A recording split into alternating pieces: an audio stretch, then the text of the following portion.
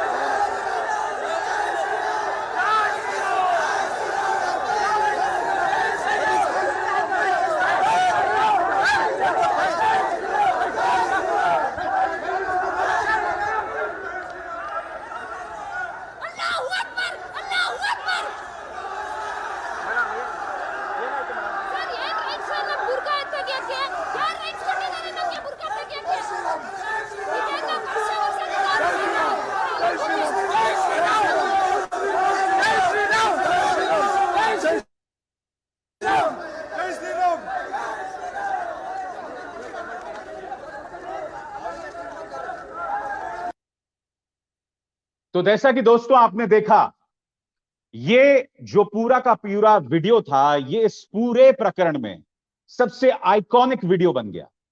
यानी कि जो लोग हिजाब के पक्ष में आंदोलन कर रहे थे, ये वीडियो सबसे आइकॉनिक बन गया था। और इस वीडियो के दो हिस्से थे।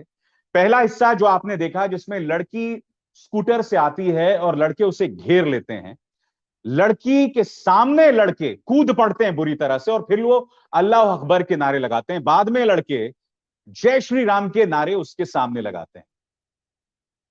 मैं आज आपसे एक सवाल पूछना चाहता हूं। जो लड़की इसमें टारगेट की गई थी, उसके नाम, जहां तक मैं सही हूं, उसका नाम मुस्कान था।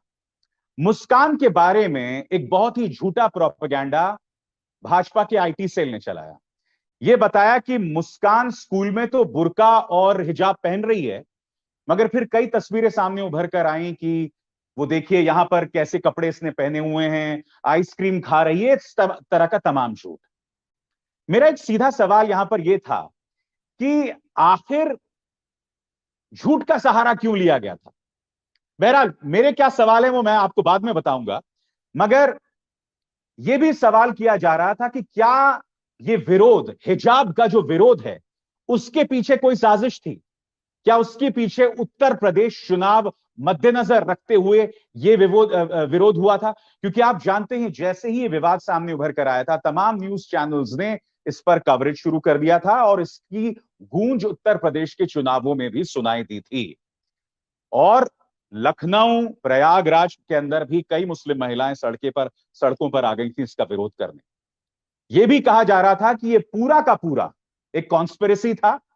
और मैं आपको एक वीडियो दिखाना चाहता हूं, पगड़ी पहने हुए कुछ बच्चे और बाद में वो पगड़ी जो है जमा कर रहे हैं, यानी कि उनकी पगड़ी का इंतजाम किसी ने किया था, जिससे पता चलता है कि ये पूरा का पूरा विवाद मैन्युफैक्चर्ड था। मैं चाहता हूं आप ये वीडियो देखिए। उधर है ना।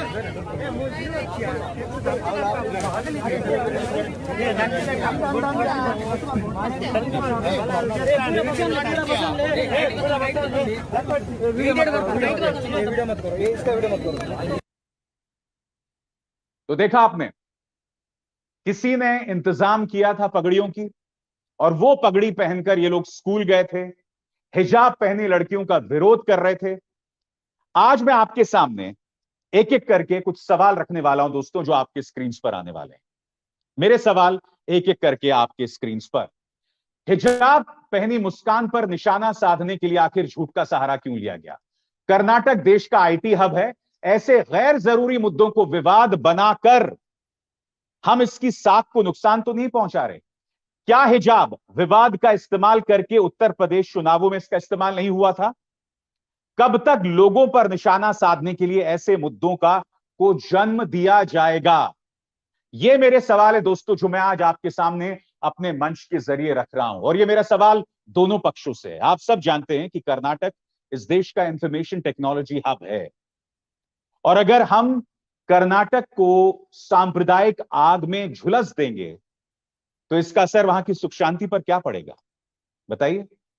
मैं आपको बता दूं, प्रतिक्रिया आनी शुरू हो गई है इस पर। सबसे पहले मैं आपके सामने दो पत्रकारों की प्रतिक्रिया पेश करना चाहूंगा, एक एक करके।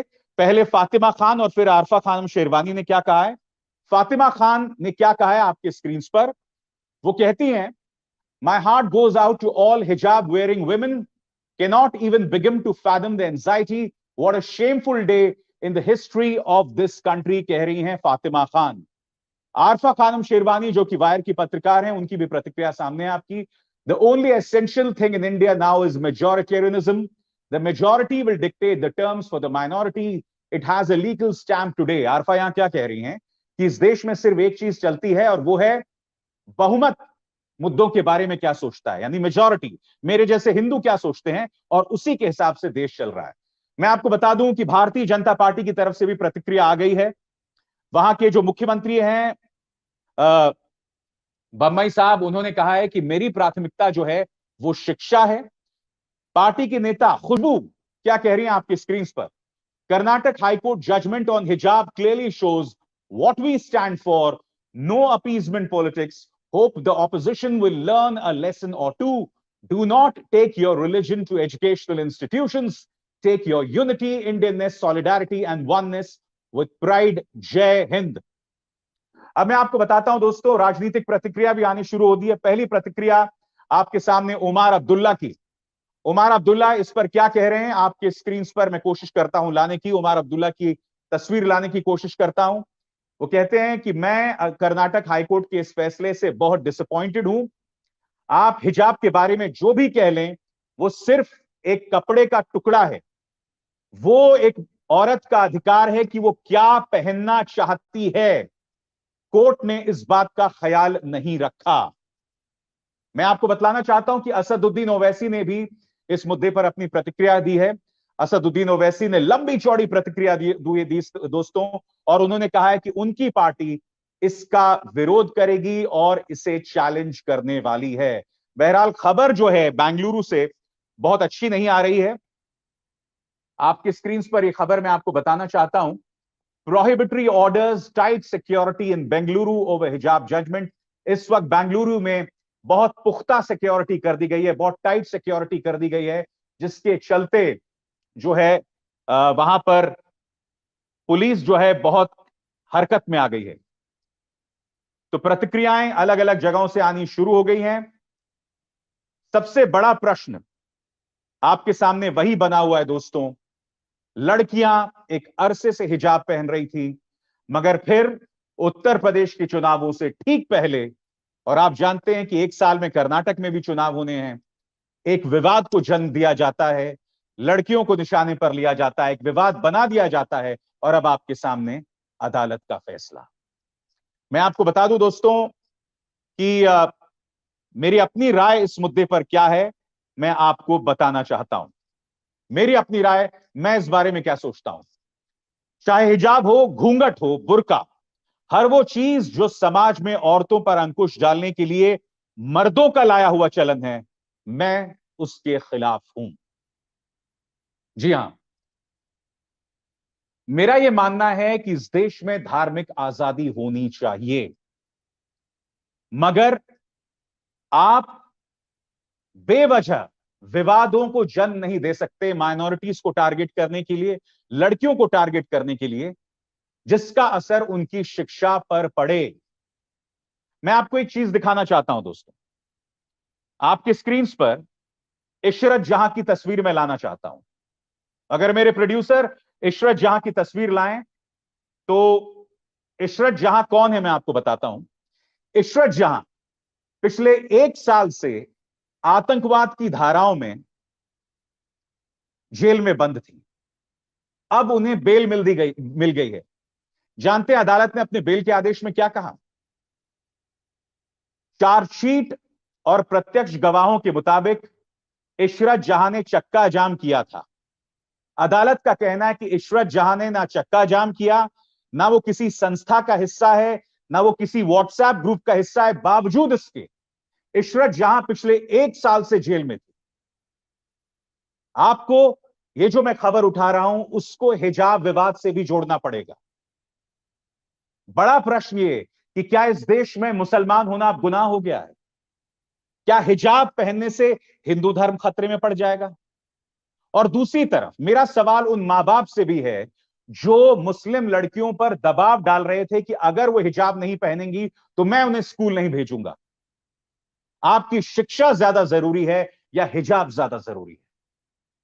अपने इस मंच के जरिए मैं सिर्फ इतना कहना चाहता हूं दोस्तों कि हम उन मुद्दों से दूर रहें जो हमको बांटते हैं, जो हमें एक दूसरे से दूर करते हैं। मैं इस बात को समझता हूं कि एक पॉलिटिकल पार्टी अपना राजनीतिक वजूद बनाने के लिए ये विवादों को जन्म दे रही है बहुत ही क्रमबद्ध तरीके से, मगर हम अपनी तरफ से ऐसी हरकतें ना करें जिससे बच्चियों की शिक्षा का नुकसान हो। आप सब मेरे लाइव प्रसारण में जुड़े, आप सबका बहुत बहुत शुक्रिया। अभिसार शर्मा को दीजिए इजाजत। नमस्कार।